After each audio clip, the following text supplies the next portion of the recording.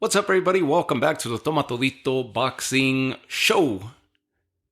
And we have broken the 200 episode mark, and we are headed straight for 300.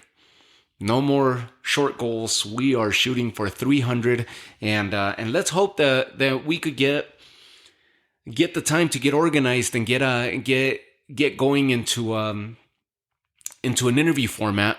For this podcast, we could continue to grow the episode and bring you awesome content.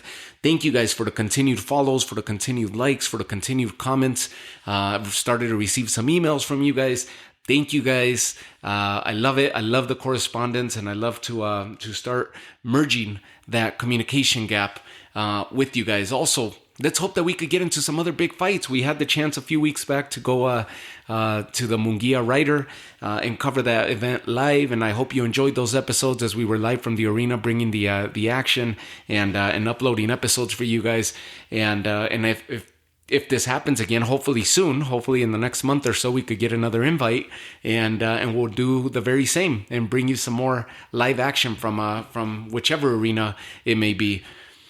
Today's episode, we're going to focus on a great rematch and possibly, very possibly, a new rivalry brewing right before our very eyes, similar to that of yesteryear's Michael Carvajal and Chiquita Gonzalez in the 108-pound division. And I'm talking about Civenati Notshinga and Gatito Curiel. Adrian Curiel, Gatito Curiel, who just had their rematch fight for the IBF title this past weekend, actually last Friday, just a few days back. And if you remember this fight, these two men just faced off against one another 3 months ago out in Monaco, where Gatito Curiel, who only had 3 or 4 stoppages to his name going into that fight with Notshinga. If you remember, Notshinga was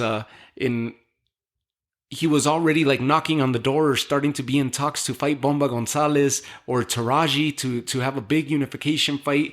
This was going to be a stay busy type fight against the heavily tested and experienced fighter in Adrian Curiel. They fight in Monaco, and what ensued was a back and forth fight that Notshinga ended up finding himself in a tougher match than he expected, dropped his guard, and Curiel lands in a crazy bomb of a right hand that knocks out Notshinga in round 2. It caught not just Notshinga, his team, the crowd, but the entire division off guard, and we had a new Mexican champion being crowned out in Monte Carlo. That was at the Casino de Monte Carlo where this happened. And a Mexican champion crowned himself on that night in November 4th of 23. Amazing show. And it was an amazing showing by Curiel, and what determination, a full showing of what heart and determination can do for you as he toppled the champion. His true to life Rocky Balboa story, and a Rocky Balboa type moment for him. Here we are 3 months removed. The rematch immediately gets signed, and these two fighters going to Curiel's hometown, or at least native country. They go to Oaxaca, Mexico, and they have the fight just a few days back. A big rematch where Notshinga was going to do everything possible to get his title back so he could continue in his goals and his dreams of unifying the division. And for Curiel, well, he wanted to put all the naysayers, all the haters that thought it was a fluke of a punch, that it was just a lucky punch that got him the win against Notshinga in the knockout. And of course, he wanted to cement himself as the champion and take his career to new heights as well. The rematch was set. Oaxaca, Mexico was lively as could be. An amazing crowd that was on hand, and this, of course, was televised by DAZN. Man, what a fight! From the opening bell all the way until the fight lasted, these two fighters ended up basically like a Carvajal Chiquita Gonzalez or a Corrales Castillo style fight, where for the first 9 rounds, both fighters just basically stood forehead to forehead, right in front of each other, both with really tight defenses, high guards, and just unleashing on one another, with Curiel actually unleashing quite a bit more to the body and uppercuts on Notshinga, and it seemed like we were en route to see exactly the same results. This time, possibly a decision as the fight started getting a little bit into the later rounds, and nonetheless, it looked like Curiel was in control the majority of the fight. It looked like Curiel was going to be able to pull this off once again.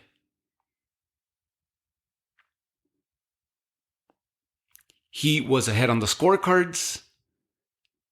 By most, he was ahead at least by 4 rounds where the fight ended. By the 9th round, towards the end of the 9th round, these two fighters, obviously stamina starts getting a little bit of the best of them because they were just unleashing on one another. They find themselves on the ropes. This is the closing moments of the 9th round. They find themselves on the ropes.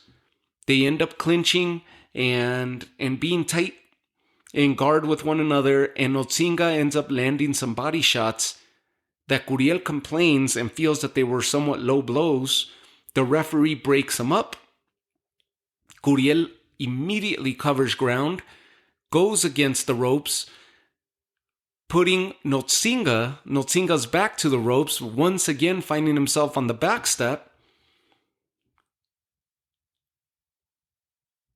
The referee steps in to break them up. We are just under 10 seconds remaining in that 9th round, and Notshinga throws a right hand followed by a pinpoint left hook that hit Curiel right on the button, right on the chin, twisting his neck, shaking him up, wobbling him into the ropes. And again, we are just under 10 seconds left in the round, and Notshinga starts unleashing on Gatito Curiel, and the round ends. Curiel wobbles to the corner, answers the bell. Notshinga jumps right on him and takes control of the first half of the round. It looked like we were headed for a stoppage. And then Notshinga takes his foot off the gas. Midway through the round, Notshinga takes his foot off the gas. Maybe he punched himself out. Maybe he thought he was emptying out his tank and decided to catch his breath. Curiel covers ground, starts pushing forward, taking the action to Notshinga once again, starts landing some heavy punches on Notshinga, continues his work to the body. And Notshinga again catches Curiel on the break, right on the button once again.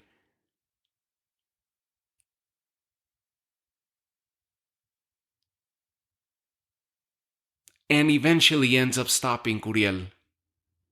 Avenges his defeat from 3 months ago.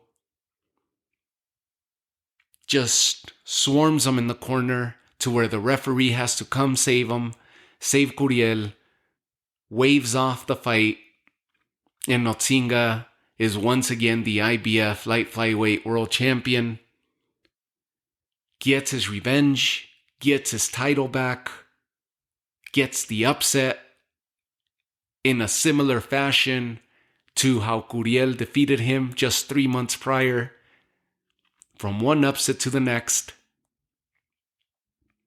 And I say that this may very well be the midst of a beautiful rivalry, throwing homage to Carvajal and Chiquita Gonzalez and the work that they left us years ago. Because I would love to see these guys mix it up once again. I would absolutely love to see these two mix it up again in a trilogy fight. It's one of those where I don't know what Curiel could do different, but I know that Curiel showed a lot more of a well-rounded body of work in this fight because he pulled off the upset so early in the first fight with that second round knockout, with that bomb of a throw that he had and landed on Notshinga. And we saw the boxing style of Notshinga in the first fight of the first round of the first fight, where he was creating space, trying to set the pace, and fight Curiel from a distance, where Curiel immediately invaded his space, covered ground, and took the fight to Notshinga. Well, he tried a different approach on this fight and stood toe-to-toe with Curiel. By the time that he hurt him in the 9th round with that body shot, at the start of the 10th round, he created a space, got the respect of Curiel, started hurting him, and ends up stopping him. He baited Curiel to a fight where, in my opinion, for the better part of maybe 6-7 rounds, I thought Curiel was in the lead and comfortable. And Notshinga was just being bested. And for those that think that Curiel got a lucky punch in the first fight, you could very well make the argument that at the close of that 9th round, where he hurts Curiel to the body and then he hurts him with that 1-2 to the chin, landing right on the button, Curiel never really recovered after that. Even though he answers a bell in the 10th, he was still hurt, he's still wobbly, he's still not fully there, and obviously tired and worn out and hurt. Notshinga also hurt and tired, but knowing that he had momentum on his side and that he had a hurt fighter in front of him, capitalized on it and is once again crowned IBF champ of 108 pounds. If this doesn't go to a trilogy, then we got ourselves Notshinga against Taraji more than likely.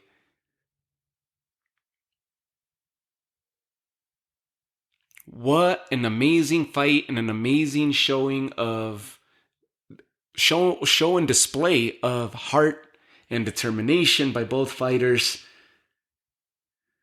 Pride. And boxistically just entertaining. Sivenati Notshinga, once again IBF champ. Gatito Curiel on the losing end of this one. But another amazing showing by him just 3 months from when he was crowned champion. And we'll see what happens. We'll see what happens because, in my opinion, Curiel was up on the scorecards and dominating this fight, and then gets caught and gets stopped. And in the first fight, we didn't get to see enough of either fighter, but we saw the power that Curiel possesses, but was unable to land it on this rematch. A trilogy would be ideal, and I will be front and center when this fight airs, if it does come to fruition. If you didn't check them out, check both fights out. Check both fights out. These are 24 rounds. 24 rounds scheduled between these two fighters, 3 months apart from one another, and 12 rounds that we witnessed between the 24 scheduled rounds.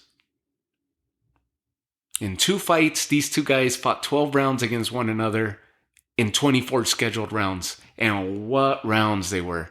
Amazing action, back and forth. And it's a you pick 'em type of fight, especially in the second fight. The first fight was a big shocker. In the second fight, the turn of events happened to be at the end of the 9th round, where Notshinga turns momentum to his favor. And, well, that's all she wrote. Notshinga, your IBF 108-pound champion once again. He improves to 13-1 with 10 knockouts to his favor. The one defeat, of course, at the hand of Gatito Curiel, and a stoppage at that. Adrian Curiel, he drops to a 5th loss in his resume, 24-5 and 1 draw. 5 knockouts to his favor. The 5th knockout of his career came at the hands of Notshinga, where he got to raise his hands as champ 3 months ago. Man, amazing fight. Exciting. If you could hear it in my voice, it's because these were two great fights, and this was a turn of events that I didn't anticipate happening. Of course, it always catches you. These are fun fights when you're caught off guard, but it was something that I was seeing pretty much. I was seeing Curiel cruising to a victory once again, and I didn't see momentum switching that fast because nobody had really caught each other with anything significant or of note up to that point of the fight. But we were starting to see them both drop their guard a little bit, and we started seeing the complaints on behalf of Curiel, complaining that there were hits behind the head, low blows, what have you. Notshinga again was trying to set his pace, set his rhythm, but would get baited back into that toe-to-toe type of fight. And it just seemed like it was going one way, and it completely went a different route. So fun fight. I hope you guys get to check that out. Thank you guys again for tuning in. And here we go. Sivenati Notshinga, 108-pound champion. Let's see what happens if they sign the trilogy, or he goes against Bomba Gonzalez, or maybe even Taraji. We'll see what happens from there. But see you guys all. Catch you all on the next episode. I'm running out of words. I'm stumbling all over the place, but it's because of excitement. So thank you guys again for tuning in, and I'll see you all on the next episode. And thank you that we've made it to 200 plus episodes now. Let's shoot for 300, and let's hope that we continue to bring you plenty of more great content. And you could definitely expect that in the next few days, as I'll have plenty of episodes coming your way. So have yourselves a great night, and I'll catch you all on the next episode. Take care.